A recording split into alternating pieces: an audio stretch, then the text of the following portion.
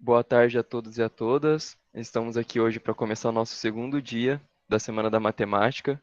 E hoje, a palestra de hoje vai vir com o título Pela Caminhada no Universo Singular da Geometria. Quem vai apresentar essa palestra para a gente será o professor doutor Alex Paulo Francisco. O professor Alex, ele é um dos nossos ex-alunos, concluiu a graduação e o mestrado aqui no nosso grande BIUSS. Ele também possui a formação em licenciatura em matemática pela Faculdade Integrada de Arquimedes e conseguiu seu doutorado pelo o ICMC da USP. Também gostaria de dizer para todas as pessoas que, se quiserem fazer alguma pergunta e não quiserem abrir o microfone, pode digitar no chat. Nós da comissão estaremos atentos para fazer a pergunta para o professor, assim que possível também para não atrapalhar a palestra do mesmo. E gostaria de passar a palavra para o professor Alex. Boa tarde, pessoal. Obrigado, Ulisses, pela introdução. Estão me ouvindo bem? Estamos sim, professor. Ok. Então, boa tarde a todos. Eu, primeiramente, gostaria de agradecer ao professor Parran, a professora Luciana e ao comitê organizador da CEMAT pelo convite. É sempre uma honra, poder falar no IBIUSS, uma instituição que fez parte da minha vida, da minha formação, por vários anos aí. Bom, deixa eu compartilhar aqui a tela.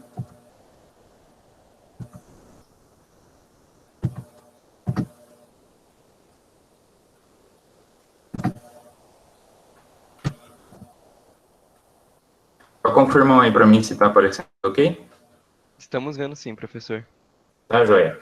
Bom, então hoje a palestra, pessoal, eu vou falar um pouquinho sobre a caminhada pelo universo singular da geometria, mas na verdade é a minha caminhada, Então eu vou falar desde antes da graduação, qual foi a influência do IBIUSS na minha formação, na minha escolha pela matemática também.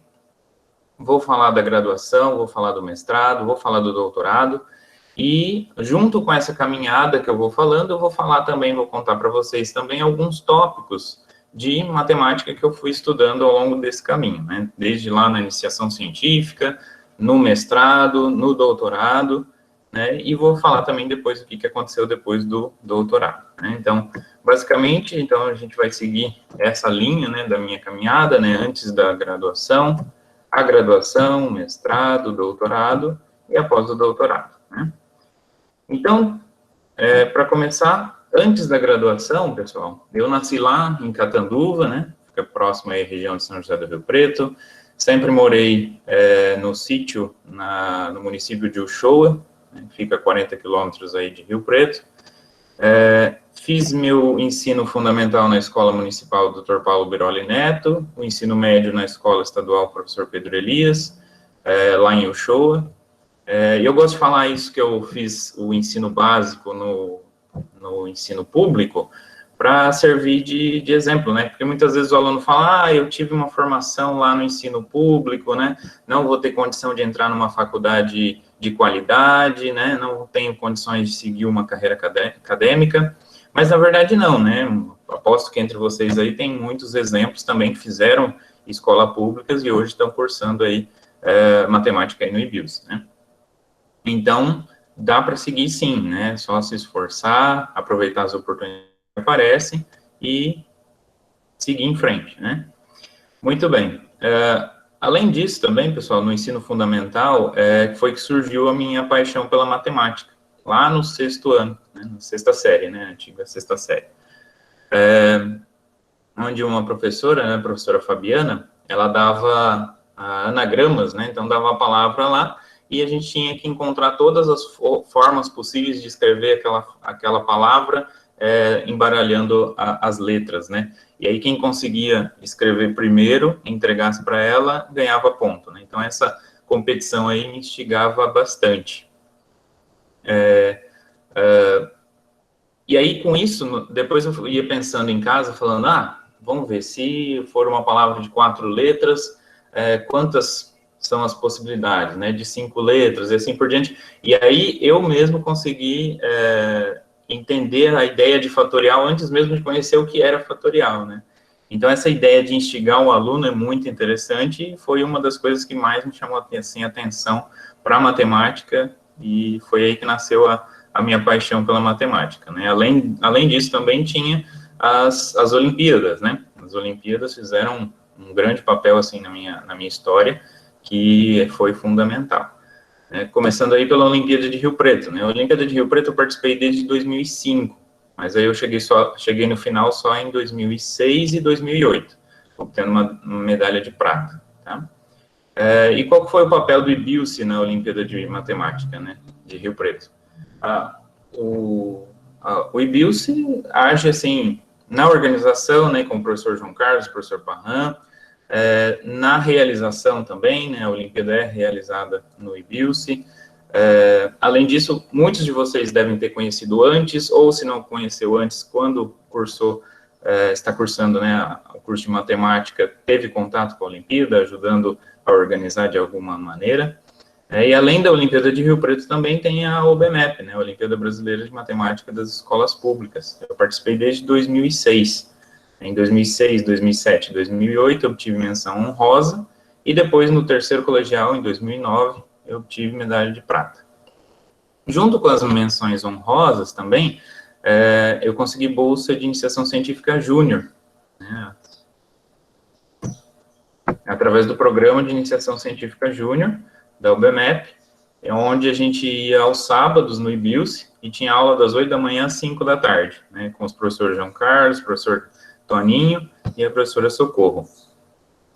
Nessas aulas, a gente tinha tanto assuntos envolvendo raciocínio lógico, né, que faz parte das Olimpíadas, né, quanto também assuntos que a gente ia ver depois, ia entender direito depois lá na graduação, né, a gente viu teoria de grupos, vimos teoria de grafos, diversos assuntos, né. E eu falo que a iniciação científica júnior da UBMEP, né, me ajudou muito no degrau que existe ali entre o ensino médio e a graduação, né? Porque toda vez que você sai ali do ensino médio e vai para a matemática da graduação, né, tem um degrau ali, né, que muitas vezes os alunos sentem essa diferença, né? E isso me ajudou também a poder entrar na graduação de uma maneira um pouco mais familiarizado com os conceitos que iam aparecendo ali, né? Além do programa, né, de iniciação científica júnior também, a medalha de 2009 me permitiu participar do PICME, né, que é o Programa de Iniciação Científica e Mestrado. Ele garante bolsa de iniciação científica, mestrado e doutorado para alunos que foram medalhistas da UBMEP. Então, com isso, eu pude também participar, né, obter bolsas, né, na graduação, depois no mestrado.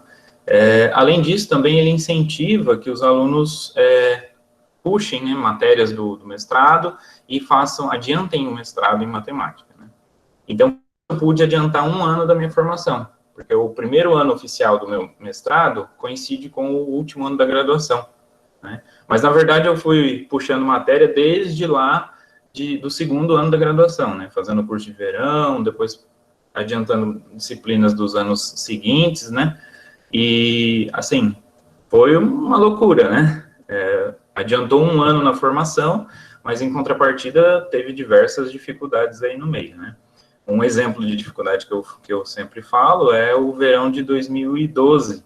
Eu fui para o ICMC fazer um curso de funções analíticas com o professor Farid, que futuramente depois seria meu orientador de doutorado, e lá foi a primeira vez longe de casa, né? Todo esse problema de adaptação, que aposto que muitos de vocês também passaram por situação parecida, ou, se não passaram, vão acabar passando. Mas eu digo que, assim, é uma dificuldade, mas é importante como um crescimento pessoal também, né? Porque depois ele facilitou, depois que eu fosse para São Carlos cursar o doutorado, e hoje eu estou aqui a 900 quilômetros de casa, né? Sem sofrer muito com as adaptações. Então, a gente vai crescendo muito também com essas experiências, né? Então, essas são os programas relacionados às Olimpíadas, né, o que me motivou a cursar matemática, e aí vem, então, a graduação no IBILSE, em 2010, eu entrei, e meus orientadores foram, então, o professor João Carlos, que eu já conhecia da Olimpíada, né, é um dos melhores professores que eu já tive, então, queria ser aluno dele. Então, em 2010, eu fui aluno dele, depois ele se afastou para fazer pós-doutorado em Valência, e aí eu conheci a professora Luciana e fiz todos os outros anos de iniciação científica também com a professora Luciana, excelente professora e excelente orientadora também. Bom, então agora, pessoal, vou falar um pouquinho, então seguindo aí essa caminhada minha, né, na formação acadêmica, eu vou falar um pouquinho da matemática, né? Então, uma das primeiras coisas que eu estudei foi essa introdução à teoria de singularidades, né? Que eu caí na área de singularidades por causa do professor João Carlos, né? Eu escolhi ele e aí, consequentemente, eu entrei na teoria de singularidades. Bom, então vou falar um pouquinho aí da classificação de funções pela R-equivalência, né? Então, para falar de R-equivalência, eu preciso primeiro falar o que é uma relação de equivalência. Então, suponha que eu tenho, então, um conjunto não vazio, e eu tenho também uma relação binária nesse conjunto, né? Então, que relaciona dois elementos. Então, essa relação, a gente fala que é uma relação de equivalência, se satisfaz essas três propriedades, né? Então, se ela é reflexiva, ou seja, todo elemento está relacionado a si próprio, se ela é simétrica, ou seja, se um elemento A está relacionado com B, então B está relacionado com A. E se ela é transitiva, ou seja, A está relacionado com B e B está relacionado com C, então A está relacionado com C. Então, isso é a definição de uma relação de equivalência.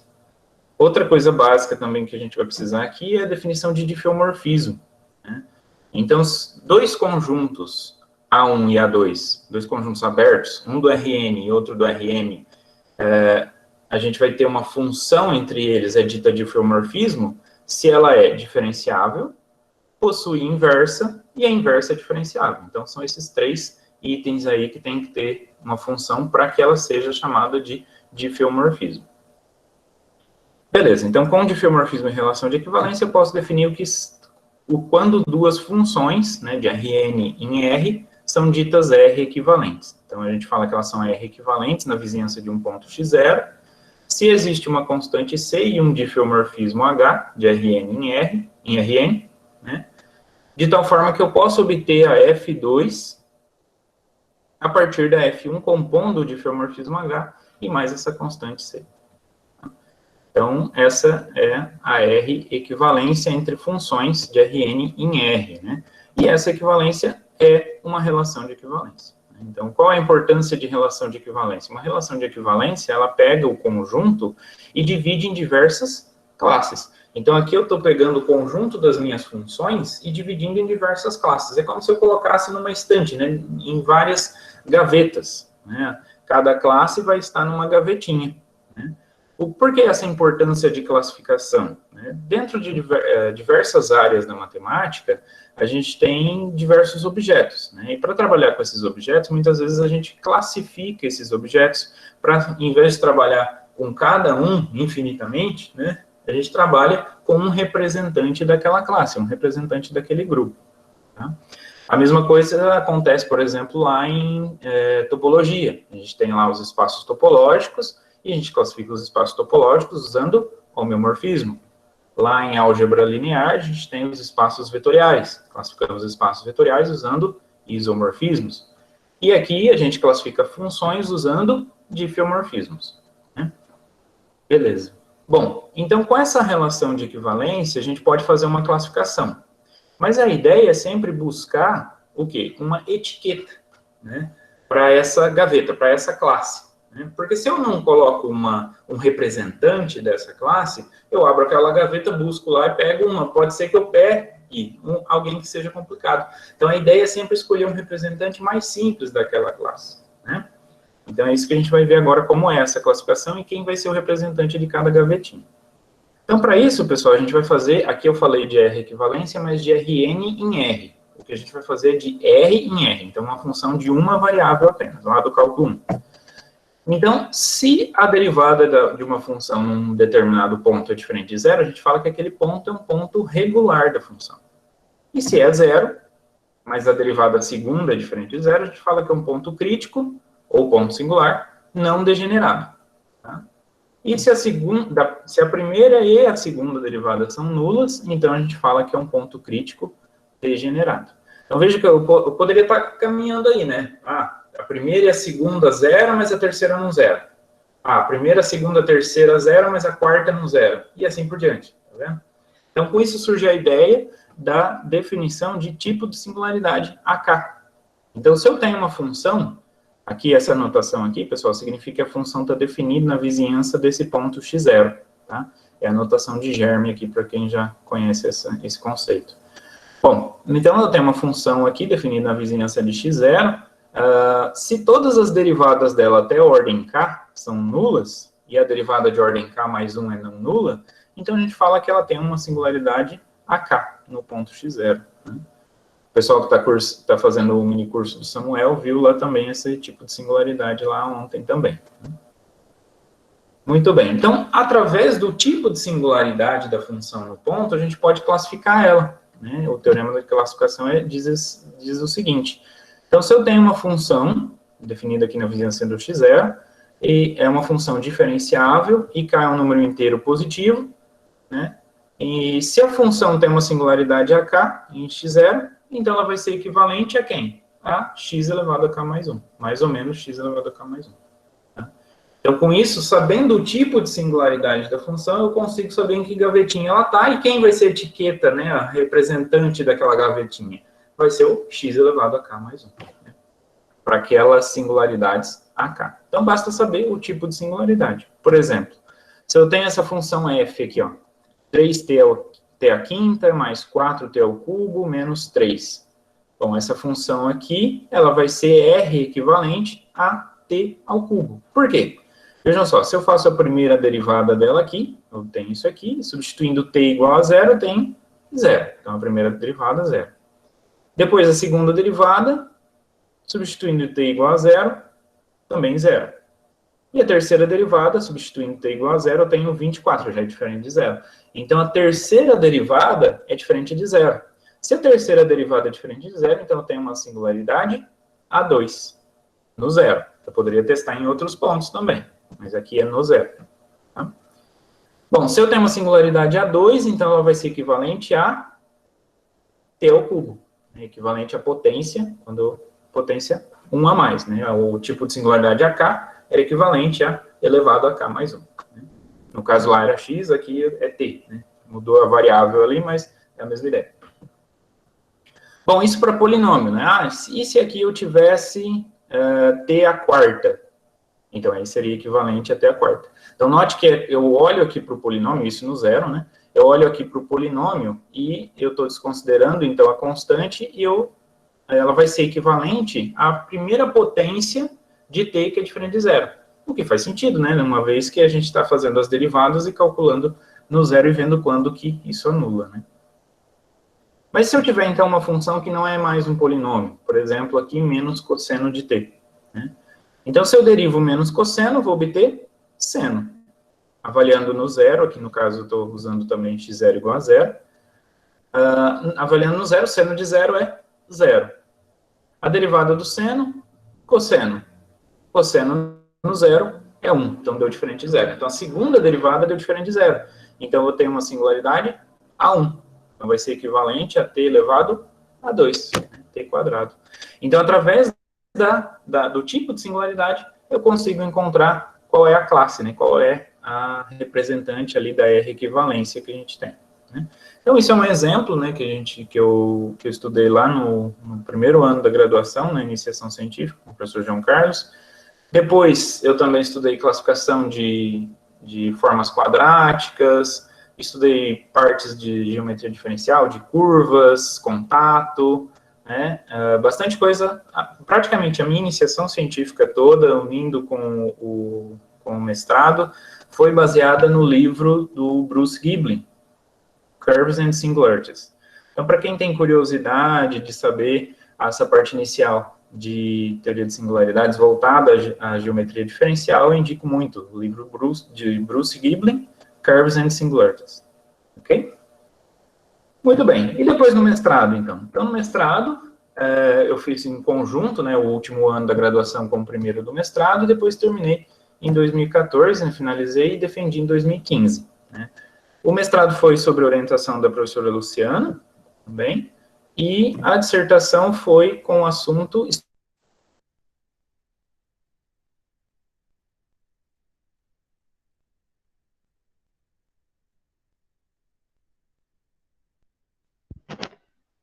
O professor caiu, a gente vai tentar entrar em contato com ele.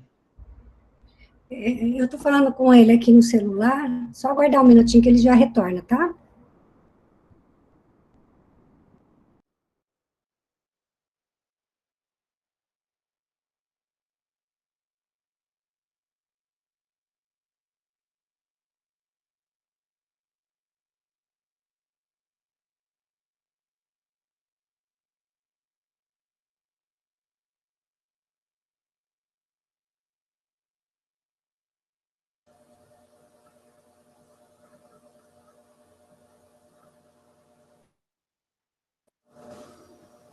Pessoal, estão ouvindo? Estamos sim, professor. Sim. Que parte que caiu que eu vi só depois? Provavelmente você começou a falar do doutorado, se não me engano. Do mestrado. Um pouquinho antes desse, Alex. Você não tinha posto esse ainda. Aí, você parou aí, ia começar o próximo. Tá, joia. Deixa eu retomar. Então, desculpa, pessoal, não sei o que aconteceu aí.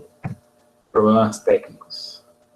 Muito bem. Bom, então eu falei aqui que a gente, na iniciação científica, então eu trabalhei no primeiro ano da graduação, na iniciação científica eu fiz essa parte de classificação de funções pela R-equivalência. Depois eu trabalhei também em classificação de formas quadráticas, trabalhei parte de geometria diferencial também, de curvas, teoria de contato, e basicamente minha graduação, né, iniciação científica e mestrado, foi baseada no livro de Bruce Giblin, Curves and Singularities. Então, quem tiver curiosidade para poder ver esse livro, eu indico bastante. Bom, depois, então, no mestrado, o primeiro ano do mestrado foi em conjunto com o último ano da graduação, né? Então, eu iniciei em 2013, terminei em 2014, defendi em 2015. Foi sobre a orientação da professora Luciana também.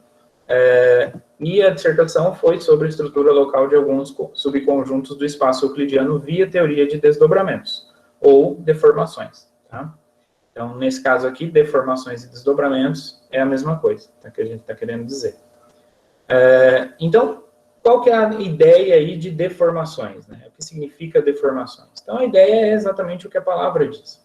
Então, se eu tenho, por exemplo, uma curvinha e eu quero entender, eu quero deformar ela. Então, eu vou fazendo pequenas alterações ali, é claro que suave, né? De modo que a próxima curvinha que a gente obtém seja próxima à inicial, né? Então, eu posso ver uma deformação como sendo uma família de curvinhas. Conforme eu vou alterando, eu vou obtendo uma nova curva e com isso eu tenho uma família, né? Então, formalmente, se eu tenho uma funçãozinha aqui, né, definida na vizinhança de T0, uma deformação, né, a R parâmetros, é uma família aqui que depende desses parâmetros aqui, R elevado a R.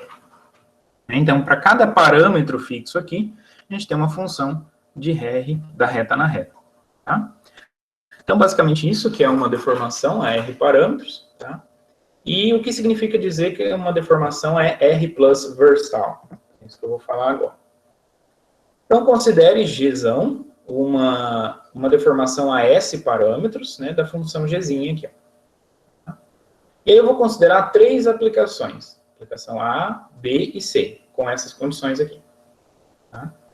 E eu vou montar uma nova deformação Fão, né, a partir da G. De que forma? A Fão vai ser a G composta aqui com A, B e somo C, tá? Então, essa deformação Fão aqui, que é a deformação dessa função aqui, que é a G mais uma constante, ela vai ser dita R plus induzida da deformação Gzão, tá? Então, é isso que a gente fala que uma deformação é induzida da outra. Então, basicamente é o seguinte, significa que as deformações em F são obtidas a partir da G. Então, é como se a G já tivesse as deformações que aparecem na F, né? Então, essa aqui é basicamente a ideia aí de ser R plus induzido, né? E aí surge também o conceito de deformação R plus versal. O que significa isso? Então, uma deformação, ela é dita R plus versal se qualquer outra deformação é induzida dela. Então, ou seja, ela já contém todas as deformações ali daquela funçãozinha, daquela curvinha. Eu não preciso de outra. Qualquer outra é induzida dela, é obtida a partir dela. Então, isso que é o conceito de deformação R plus versal. Tá? Relacionado com o conceito de deformação, a gente tem o conceito de dois conjuntos, o conjunto singular e o conjunto bifurcação. Então, dada uma deformação a R parâmetros, né, de uma função f', o conjunto singular vai ser o quê? O conjunto dos pontos no domínio dessa deformação que anulam a primeira derivada com relação à variável t. E o conjunto bifurcação vai ser o conjunto dos pontos do espaço de parâmetros, de tal forma que existe alguma variável t que anula a primeira e a segunda derivada da função f, da deformação f com relação à variável t. Tá? E o que é interessante desses conjuntos? O interessante é o seguinte, que se eu tenho duas funções, tá, que são deformações R plus versais, a R parâmetros, e as funções desdobradas, f' e g' têm singularidade AK, ou seja, eu estou fixando que as funções desdobradas têm singularidade AK, o mesmo K, as deformações são o mesmo número de parâmetros, que é R, e são deformações R plus versais, né? Então, ou seja, são aquelas que já têm todas, né? Então, se eu estou nessa situação, o que vai acontecer com os conjuntos singular da deformação F e da deformação G? Eles vão ser localmente diffeomorfos. E a mesma coisa acontece com o conjunto bifurcação. O conjunto bifurcação de uma e o conjunto bifurcação da outra são localmente diffeomorfos. Então, ou seja, eu consigo saber a estrutura local, eu consigo pegar um representante mais simples daquela deformação e saber como que é a cara. Eu consigo um modelo para aquele K e R fixados, certo? Com isso nos deu uma ferramenta para poder saber a estrutura local de diversas curvas e superfícies. Aqui eu vou trazer, por exemplo, a evoluta. Então, o que é a evoluta, pessoal? O pessoal que está fazendo o mini curso do Samuel vai ver lá também, né, os conceitos de evoluta, mas aqui eu vou só passar assim um pouquinho por cima. Então, se eu tenho uma curva plana regular, o que é uma curva plana? É uma aplicação para cada valor no intervalo da reta, associa um ponto do plano. Então, é como se fosse o percurso de uma partícula no plano mesmo. Né?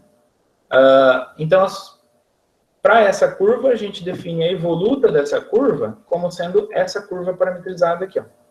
Onde esse casinho aqui é a curvatura, que é a função que mede o quanto a curva se curva, e esse aninho aqui é o vetor normal. Então, depois eu vou falar um pouquinho sobre a interpretação geométrica da evoluta, mas por enquanto é essa curva parametrizada aí. Vértices, então, o que é um vértice de uma curva? Um vértice é um ponto que anula a primeira derivada da curvatura, então é um ponto crítico da curvatura.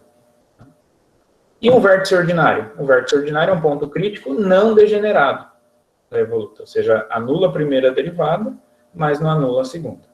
Então, só alguns itens aí para poder entender essa interpretação que a gente fez. Então, usando esse teorema que a gente tem aqui da unicidade do conjunto singular e conjunto de bifurcação, a gente pôde estudar a estrutura local da evoluta, por exemplo. E obteve o seguinte resultado.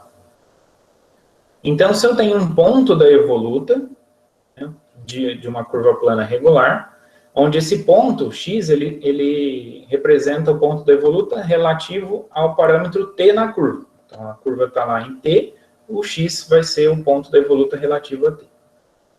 Então, localmente, nesse ponto, a evoluta vai ser localmente diffeomorfa a quê? A uma reta, se a curva não tem um vértice naquele ponto t, ou uma cúspide ordinária, se a curva tem um vértice ordinário naquele ponto. Ok? Beleza. Então, com isso, a gente sabe a estrutura local da evoluta, nesses pontos.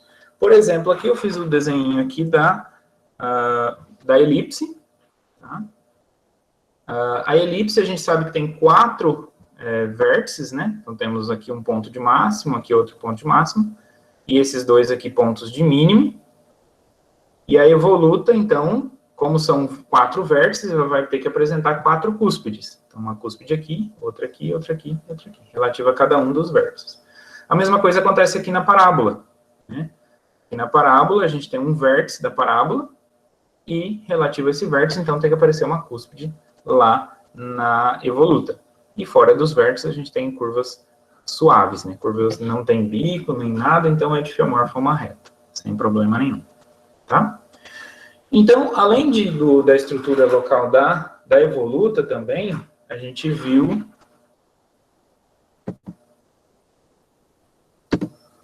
Só confirmar se aqui está tudo ok. Professor, pediram para ocultar a barrinha do Meet. Ah, beleza. Tá, joia. Agora ficou beleza. Ficou. Tá, joia. Bom, então, isso foi o que a gente desenvolveu no mestrado, né? Então, a gente pode estudar superfícies e curvas que podem ser vistas como o conjunto bifurcação ou conjunto singular de deformações R+ versais. Por exemplo, a evoluta, ela é o conjunto bifurcação da família de função de distância ao quadrado, né? E a família de função de distância ao quadrado é uma deformação R+ versal. Então, por isso que a gente pôde usar aquele resultado para obter esse, dessa forma.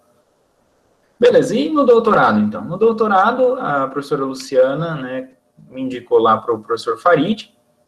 Então, fiz o meu doutorado lá de 2015 a 2018, depois defendi em 2019, com o professor Farid Tari. E a minha tese foi sobre deformações geométricas de curvas no plano Minkowski. Então, para eu começar a falar um pouquinho sobre a minha tese, eu vou focar ali no plano Minkowski, né? Provavelmente muitos de vocês ainda nunca ouviram falar do plano Minkowski. Bom, a gente estuda lá toda a graduação, GE, GA, né, álgebra linear, no plano euclidiano, né? A gente usa lá aquele produto interno usual, né? Que é, se eu tenho dois vetores, o 1, o 2, V1, V2, como que é o produto interno entre eles? Vai ser o 1, V1, mais o 2, V2, né? É o clássico lá. Mas a gente não precisa usar só esse, né? Então, existem outros planos quando a gente muda esse produto, né? E que é o caso do plano Minkowski, né? O plano Minkowski, que a gente vai denotar aqui por R12, ele vai ser o plano R2, só que em vez de usar o produto interno usual lá que a gente conhece, a gente vai usar esse novo pseudo-produto escalar. Então, quando eu faço o produto aqui de dois vetores, o 1, o 2, V1, V2, o que eu vou fazer? Eu vou fazer menos a primeira desse com a primeira desse, mais a segunda com a segunda. Certo? Beleza. Então, com isso, o que vai acontecer aqui? Como eu tenho um menos aqui, quando eu coloco o mesmo vetor, isso aqui pode dar negativo. Por isso que é um pseudo-produto escalar. Tá? Então, com isso, o resultado final, quando eu coloco o mesmo vetor, pode ser tanto positivo, negativo, quanto nulo. Então, temos três classes a considerar aqui.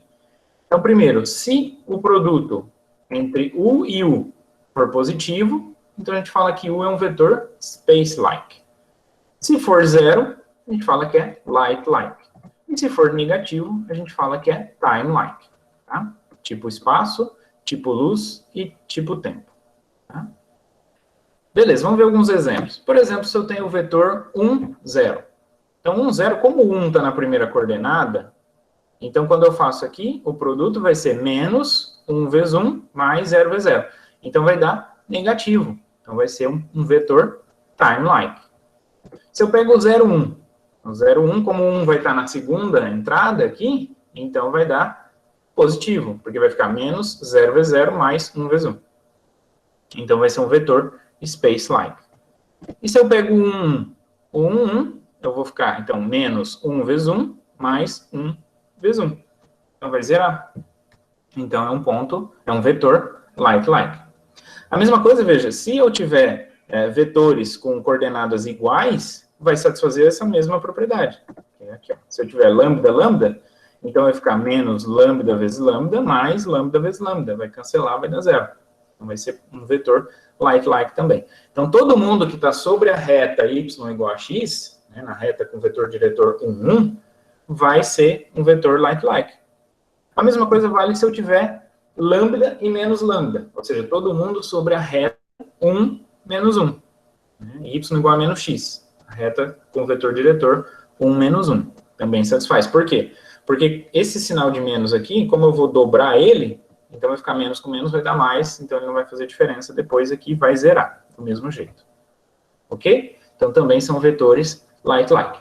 Então, esses 3 tipos de vetores, pessoal, divide o plano em regiões. Então, os vetores que são like-like, os vetores que são space-like e time-like. Então, vamos ver como que fica a região do plano. Né? Então, o plano fica dividido dessa forma.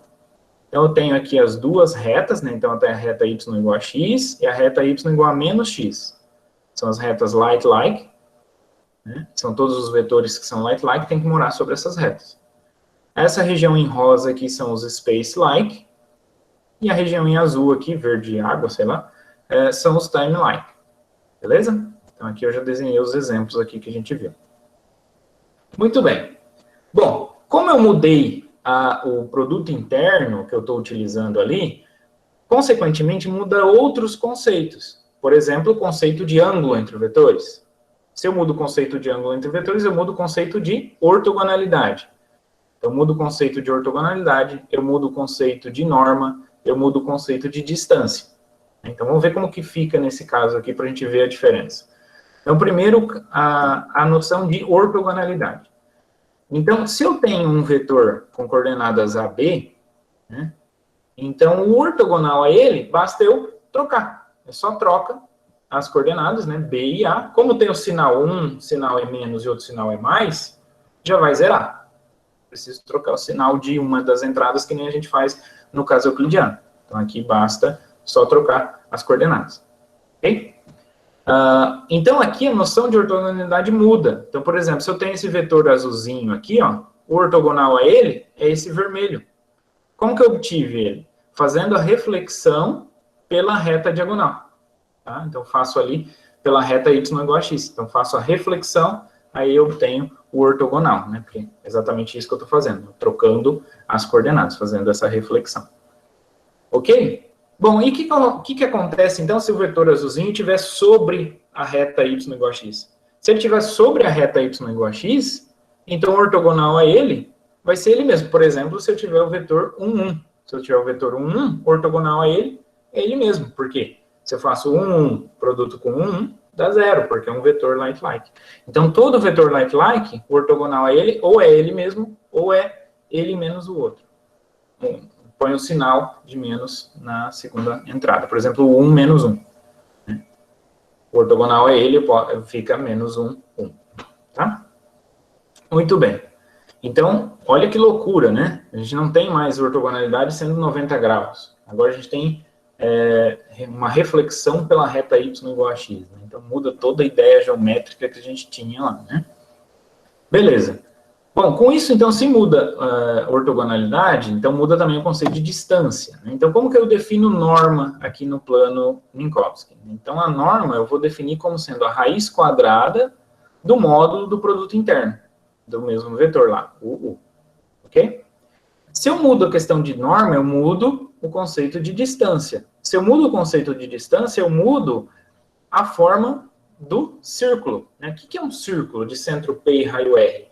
Vai ser todo mundo que dista de P uma medida R. Né? Então, como que fica aqui? Né? Então, aqui, vejam só. Então, vai ser um círculo de centro P e raio R positivo, vai ser o conjunto de todos os pontos Q, cuja diferença aqui na norma é igual a R. Exatamente a ideia geométrica de círculo. Mas a norma é a raiz quadrada do módulo do produto interno. Passa a raiz quadrada para o outro lado. Como eu tenho um módulo, então vai aparecer o mais ou menos. Então, eu tenho aqui 3 situações, né? Eu posso ter esse R igual a 0, nada impede, não tem problema. Eu poderia ter, então, o sinal positivo e poderia ter o sinal negativo. Então, tem 3 tipos de círculos aqui. Então, primeiro, se eu considerar o positivo aqui, então, tenho essa equação aqui, vai me dar, então, um tipo de círculo, que eu vou chamar de S1. Se eu considerar o sinal menos, eu vou obter outro tipo de círculo, que é o H1. E se o R for 0, eu tenho esse outro círculo aqui, L6,3. Pode parecer estranho, né?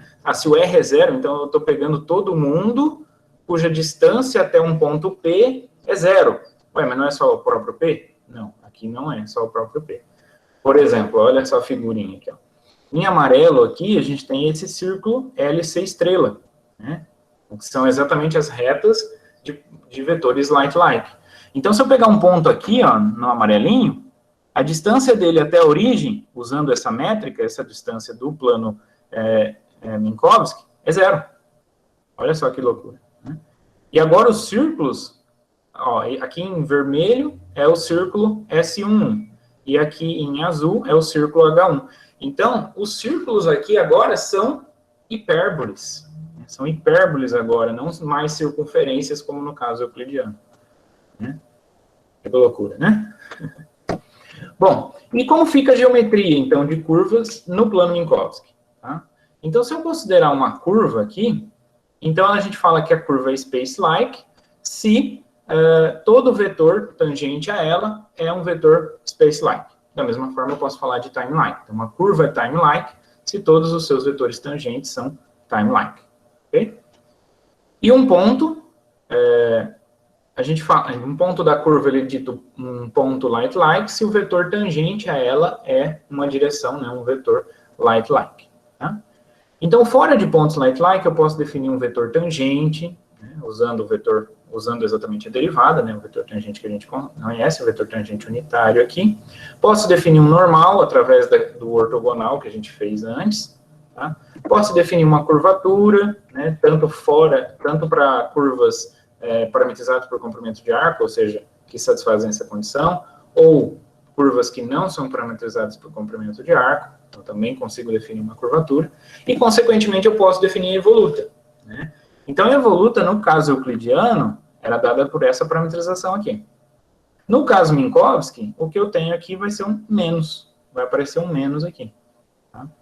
Ah, mas como que eu sei que é um menos? Bom, aqui, para você obter essa equação, você usa o conceito de que a evoluta, na verdade, é o conjunto bifurcação da família de função de distância ao quadrado. Então, a partir desse conceito primordial é que a gente obtém esse menos aqui que aparece, tá? Muito bem. Qual que é a ideia geométrica da evoluta? A ideia geométrica da evoluta, no caso euclidiano, é o quê?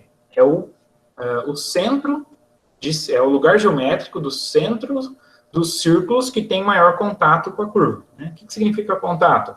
Lá no minicurso do Samuel, vocês vão ver, vocês já viram, né, ontem a definição de contato. Né? Mas, na verdade, aqui eu tenho, então, dado um ponto da curva, eu tenho uma família de círculos que são tangentes.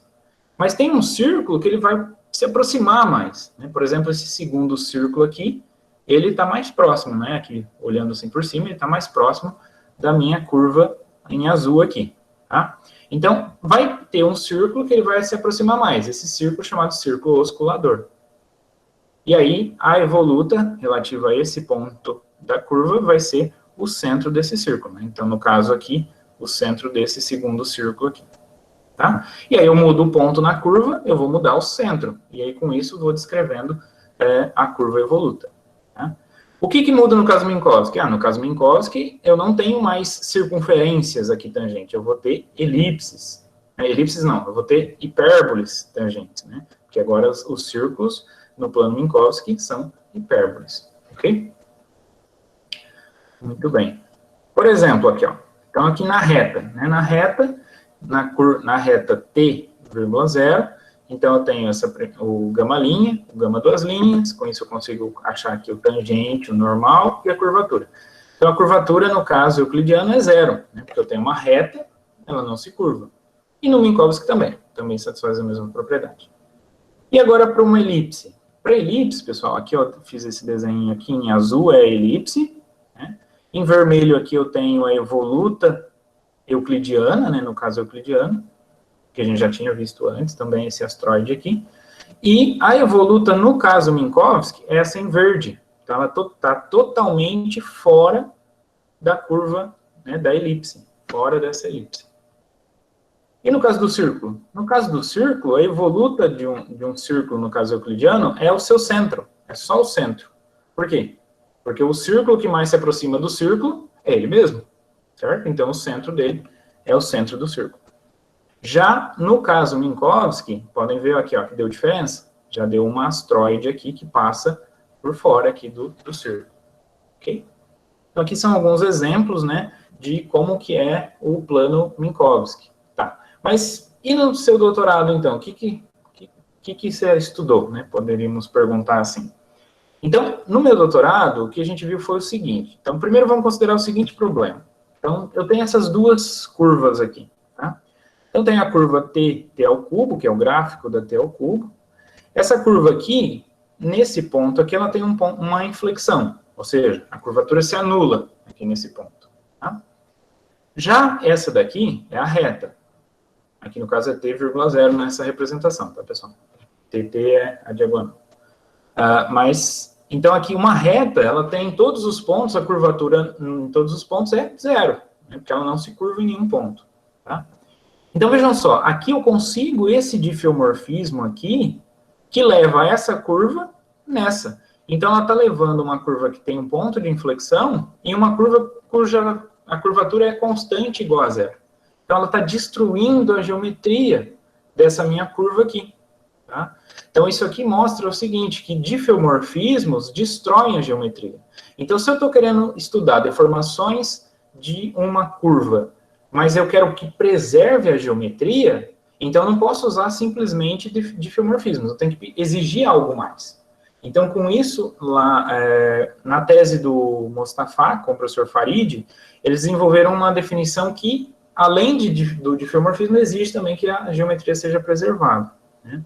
E aí eles estudaram essas deformações no caso euclidiano. O que eu fiz foi estudar essas deformações no caso Minkowski. Então, vamos ver como que é essa definição aí, que traz também a geometria. Então, essa é a definição. Então, vamos lá. Então, suponha que eu tenho duas deformações a m parâmetros, gama S e alfa R. Tá? A gente fala que essas duas deformações são FRLS equivalentes. Por que FRLS? Bom, F vem de flat, que está relacionado com os pontos de inflexão. O R está relacionado com round, que significa round, que está relacionado com os vértices da curva. L está relacionado com os pontos like, e S, singular. Tá? Beleza, então tem essas duas deformações, elas são ditas equivalentes, se eu consigo um homeomorfismo entre os espaços de parâmetros, né, aqui. Bom, quem é essa S1, S2, né, estratificação? O que é estratificação? Estratificação é uma subdivisão. Então, pensa aqui, eu estou aqui com... Esse é o espaço de parâmetros da minha deformação gama S. E esse é o espaço de parâmetros da minha deformação alfa R. Tá? Então, uma estratificação, eu estou subdividindo aqui o meu espaço em regiões. Tá? Então, aqui o 1 é um estrato, o 2 aqui é todo mundo que está em cima dessa curvinha aqui, é outro estrato, o 3 é todo mundo que está nesse aberto aqui, então é outro estrato, o 4 é em cima dessa curvinha e assim por diante. Tá? Então, eu vou falar que essas duas deformações são FRLS equivalentes, se em cada eu consigo um germe de homeomorfismo, eu consigo um homeomorfismo entre os espaços de parâmetros, de tal forma que todo mundo que está nos estratos relacionados, as curvas vão ser difiomorfas, então eu estou exigindo difiomorfismo. Além disso, eu tenho que ter o mesmo número de inflexões, vértices e pontos like, e a posição relativa das singularidades, pontos de alta interseção, inflexões, vértices e pontos like tem que ser o mesmo. Então, basicamente... Fala. Dá licença, temos 10 minutos, tá? Sim.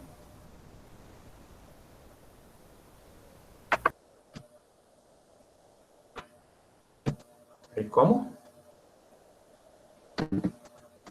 Ah, sim, que tá faltando 10 minutos, tá? Só agora eu entendi. Bom, beleza, já estou terminando também. Então, pessoal, basicamente essa definição, o que ela fala? Ela fala que essas duas deformações, então o comportamento dessas duas curvas, né? Tanto gama S como alfa de KS, né? Que é a imagem do homeomorfismo lá do outro lado, que estão nos estratos relativos aqui, por exemplo, uma curva que está aqui com parâmetro nessa região 3, outra curva aqui que está com parâmetro nessa região 3. Essas duas curvas, elas têm o mesmo comportamento instantâneo relativo à geometria, né? Tem a mesma comportamento geométrico. Tá? Beleza. Bom, então com essa definição aí, a gente pôde estudar deformações de diversas curvas em pontos como vértices, vértices de ordem 2, pontos like-like, inflexões de ordem 2, e assim por diante. Cúspides, né? Cúspide like-like. E aí eu trouxe uma figurinha aqui para vocês verem um exemplo, né, dessas deformações. Então, por exemplo, aqui são as deformações dessa curvinha aqui, ó. É uma cúspide like-like. O que significa uma cúspide like-like? Uma cúspide, então, ela faz um bico, e essa direção que ela faz um bico é uma direção like-like, é a direção da y igual a x, por exemplo, certo?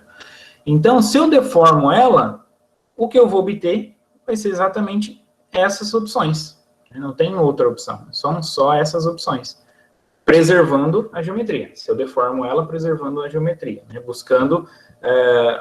Então, todo mundo que está nessa região, por exemplo, ó, 7 aqui, vai ter o mesmo comportamento, vai ser mais ou menos desse tipo. Ó.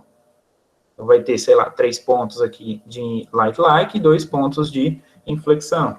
E assim por diante. Ok? E, no caso, isso no caso Minkowski. No caso euclidiano, eu tenho só essa deformação, porque eu não tenho uma cúspide like-like, né? Se eu tenho uma cúspide, né, que faz o bico aí na direção like-like, eu posso rotacionar ela e deixar ela dessa forma. Então, eu não preciso de uma deformação maior. Então, vejam a riqueza de geometria que a gente obtém aí no caso Minkowski.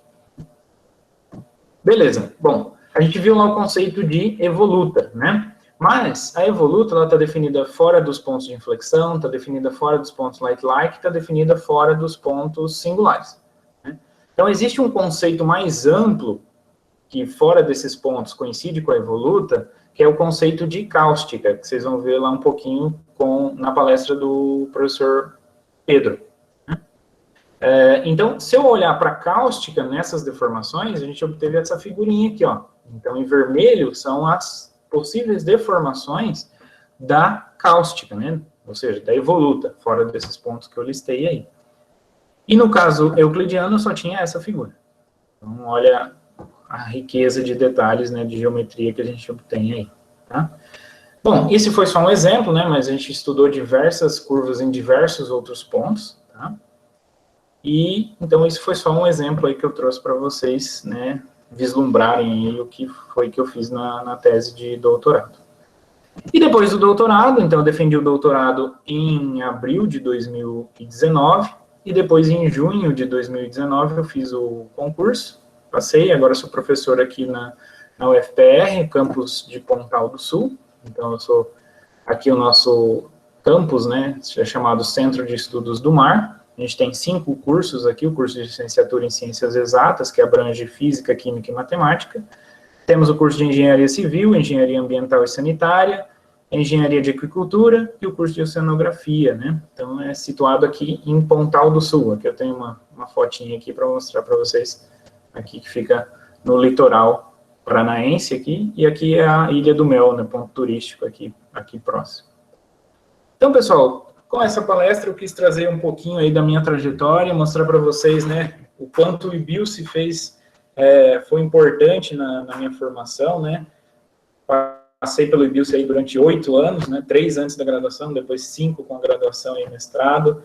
Então eu tenho muito amor e carinho pelo IBILSE, viu? Então, que sirva assim de incentivo, né, para vocês não desanimarem, seguirem aí carreira acadêmica, se for o objetivo de vocês, e mete braço, tá? Então, muito obrigado aí pela atenção, né, e pela oportunidade de falar para vocês. A gente que agradece, professor, por você ter aceitado o convite. Eu queria saber se alguém tem alguma pergunta para fazer para o professor. Eu tenho. Boa tarde, professor. Primeiramente, parabéns pelo seu projeto, achei muito legal. Eu, assim, não entendo muito, porque eu estou no primeiro ano, mas eu queria saber, no caso do que o senhor passou, o que é utilizado, assim, como aplicação? Assim, eu digo, por exemplo, na parte de estatística ou na parte como terremotos, as coisas, o que isso é utilizado, isso que o senhor passou? Aí já é um pouquinho mais complicado para a gente saber uma aplicação exata, né? Mas a teoria de singularidades, ela tem a ver com tem muitas aplicações, em diversas situações. Por exemplo, o estudo por exemplo, estabilidade de navio. Se vocês procurarem na internet a máquina de catástrofe gravitacional, vocês vão ver que a teoria de singularidades, ali, ponto crítico, está tudo relacionado com a estabilidade de um navio, por exemplo. Por quê? Porque essa máquina de catástrofe gravitacional, se você pega, por exemplo, uma parábola, então pega uma parábola, e aí você coloca um ímã nessa parábola, e você vai movendo o ímã. Então, essa parábola, ela tem uma evoluta, que é daquela forma que a gente viu aqui. Deixa eu voltar aqui.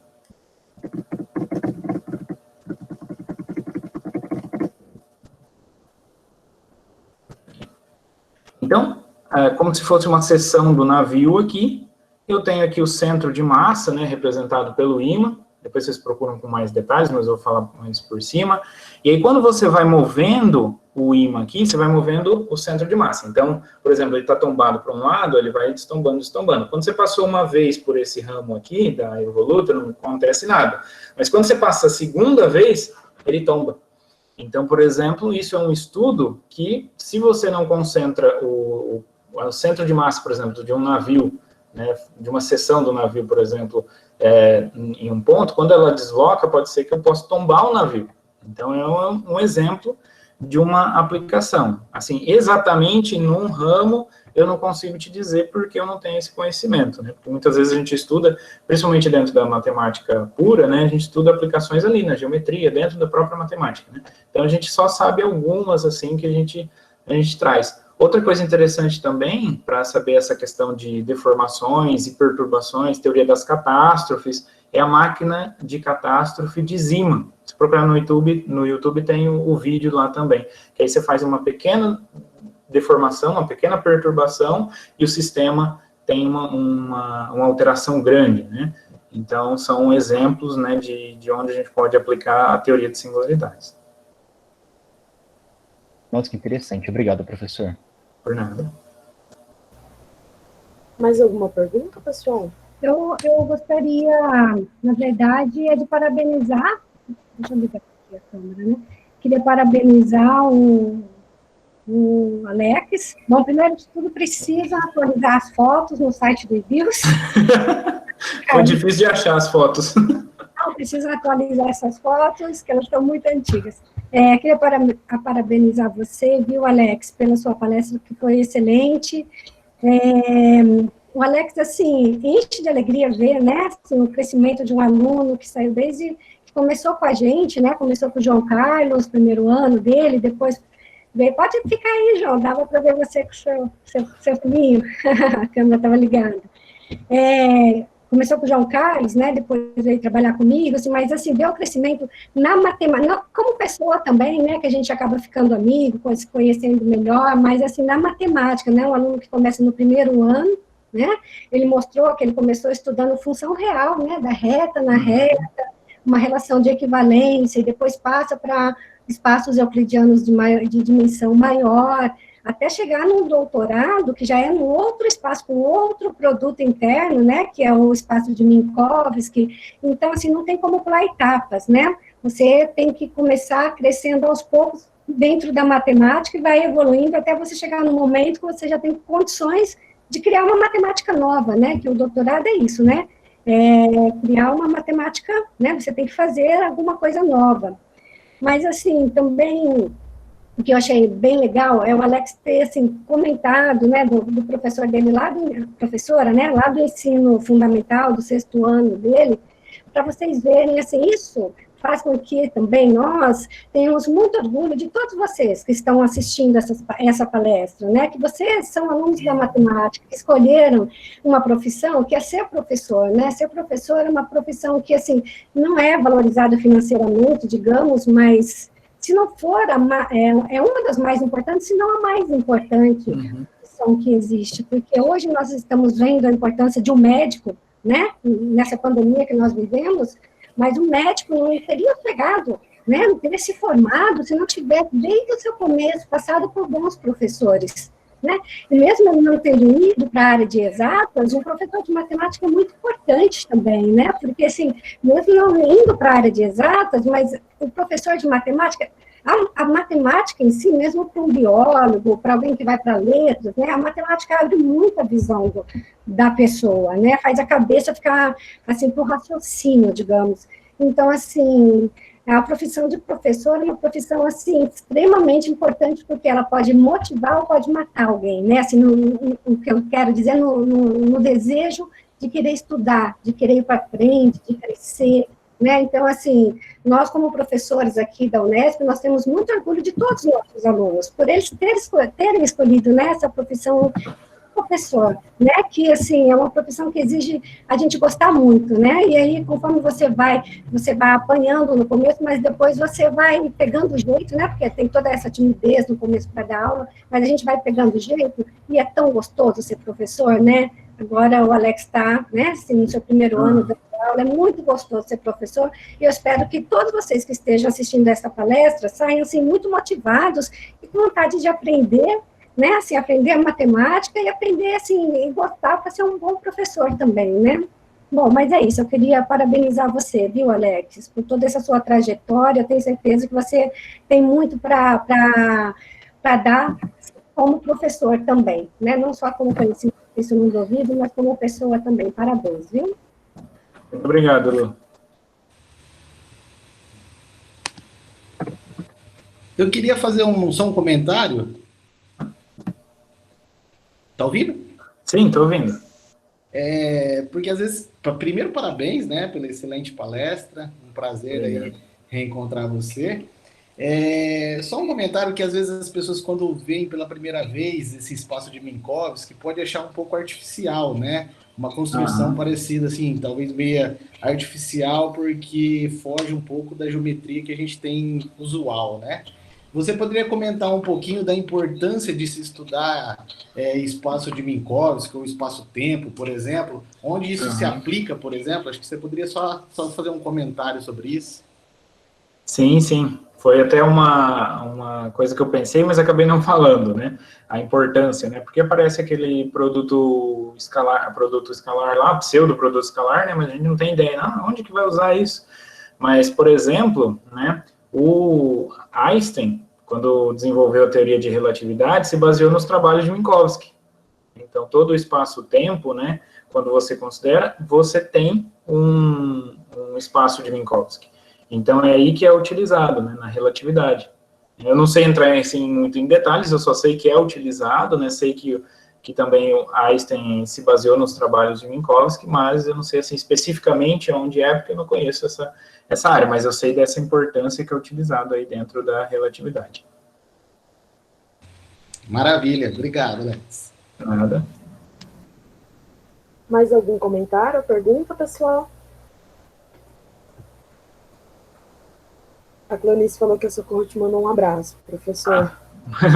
Muito obrigado, pessoal. Um abraço a todos os professores, ex-colegas aí também, e aos que eu não conheço também, uma força aí para seguirem essa carreira acadêmica, a graduação e tudo mais. Boa sorte e bons estudos aí a todo mundo.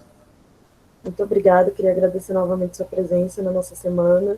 Obrigado por ter aceito e obrigado pela palestra. Eu que agradeço. Boa tarde, gente. Agora vai ter mini curso, tá bom? Boa tarde, tchau, tchau.